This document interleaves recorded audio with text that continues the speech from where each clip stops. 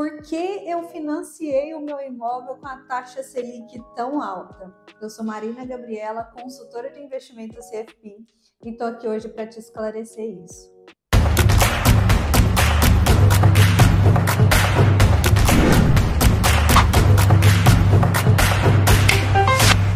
Uma das coisas que eu sempre falo para os meus clientes é para que eles evitem ao máximo fazer um financiamento imobiliário quando essa taxa Selic está muito alta.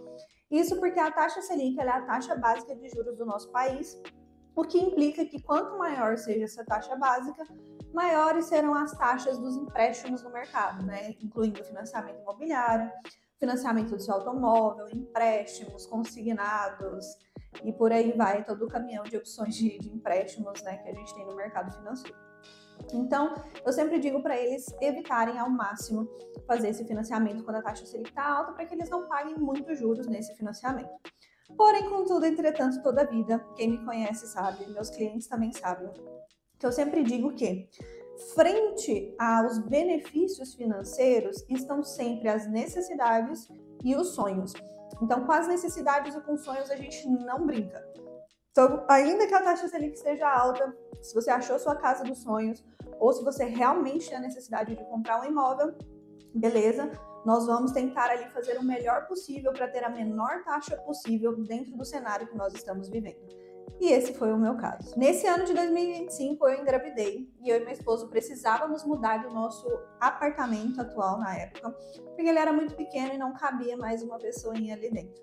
Então, a gente precisava procurar um imóvel maior. Ao procurar imóveis maiores, nós nos deparamos com duas opções, né? Aqui eu estou falando de apartamentos alugados, que era o que a gente tinha antes, né?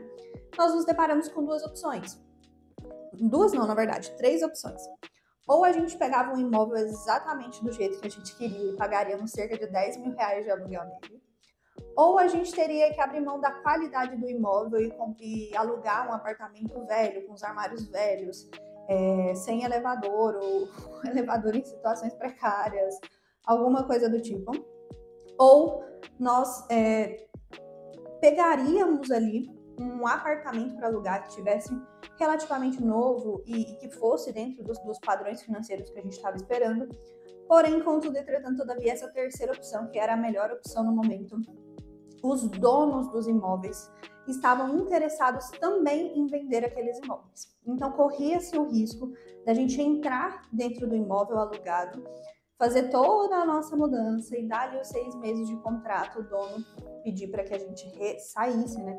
Que a gente se retirasse do imóvel porque ele havia encontrado um comprador.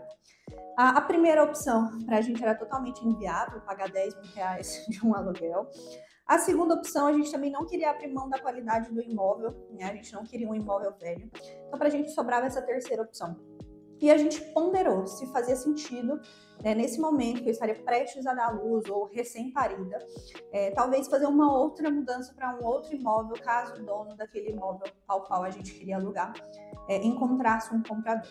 E a gente, ao conversar aqui em casa, eu e meu esposo, nós definimos que essa também não era uma via, né, que seria bem desgastante. Inclusive a nossa mudança foi bem desgastante, imagina.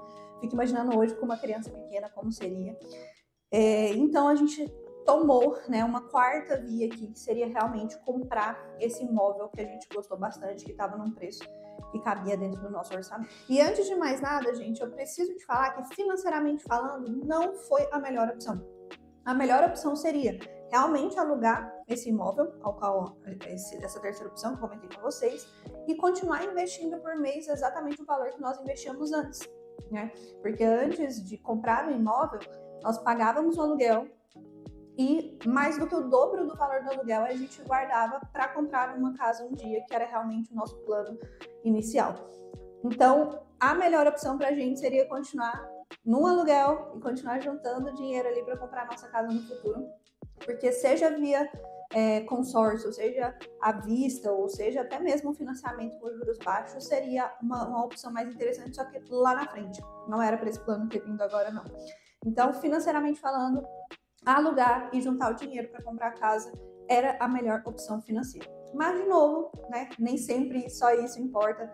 A gente tinha necessidade de uma casa maior e essa foi a única opção que a gente encontrou.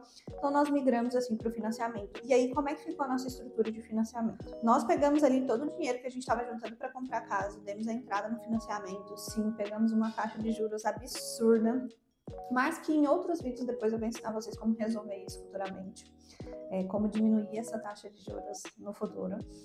E nós pegamos ali um valor de parcela que seria exatamente ali o valor que a gente estava pagando de aluguel, mais aquele valor que a gente estava separando para comprar a casa. Então, ficou exatamente ali elas por elas, né? A diferença é que boa parte desse dinheiro agora a gente vai deixar no banco em forma de juros, em vez disso estar revertendo para a gente em rendimentos. E antes que você pergunte, o dinheiro perdido do aluguel é menor do que o valor perdido no banco, tá? Então, de novo, financeiramente falando, não foi uma opção, porém foi de acordo com a nossa necessidade e essa foi a melhor opção financeira ali que nós encontramos para este momento.